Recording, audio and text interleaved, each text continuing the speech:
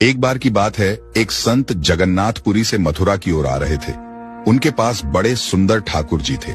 वे संत उन ठाकुर जी को हमेशा साथ ही लिए रहते थे और बड़े प्रेम से उनकी पूजा अर्चना कर लाड लड़ाया करते थे। ट्रेन से यात्रा करते समय बाबा ने ठाकुर जी को अपने बगल की सीट पर रख दिया और अन्य संतों के साथ हरि चर्चा में मग्न हो गए। जब ट्रेन रुकी और सब संत उतरे, तब वे सत्संग में इतने मग्न हो चुके थे कि झोला गाड़ी में ही रह गया। उसमें रखे ठाकुर जी भी वहीं गाड़ी में रह गए। संत सत्संग की मस्ती में ऐसा बहे कि ठाकुर जी को साथ लेकर आना ही भूल गए।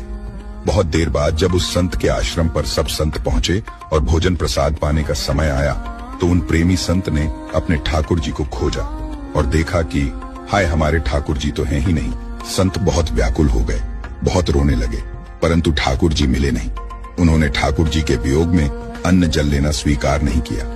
संत बहुत व्याकुल होकर विरह में अपने ठाकुर जी को पुकार कर रोने लगे।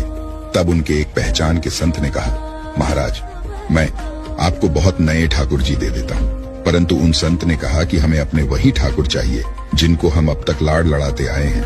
तभी एक दूसरे संत ने पूछा, आपने उन्हें कहाँ रखा था? मुझे तो लगता है गाड़ी में ही छूट गए होंगे। एक संत बोले, अब कई घंटे बीत गए हैं, गाड़ी से किसी ने निकाल लिए होंगे और फिर गाड़ी भी बहुत आगे निकल चुकी होगी। इस पर वह संत बोले, मैं स्टेशन मास्टर से बात करना चाहता हूँ वहाँ जाकर। सब संत उन महात्मा को लेकर स्टेशन पहुंचे। स्टेशन मास्टर से मिले और ठाकुर जी के गुम होने की शिकायत करने लगे। उन्होंने पूछा कि कौन सी गाड़ी में आप बैठकर आए थे।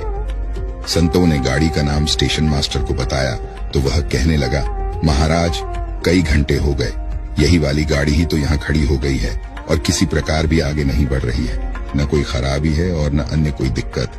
कई सारे इंजीनियर सब कुछ चेक कर चुके हैं, परंतु कोई खराबी दिखती ही नहीं। महात्मा जी बोले, अभी आगे बढ़ेगी, मेरे बिना मेरे प्यारे कहीं और कैसे चले जाएंगे।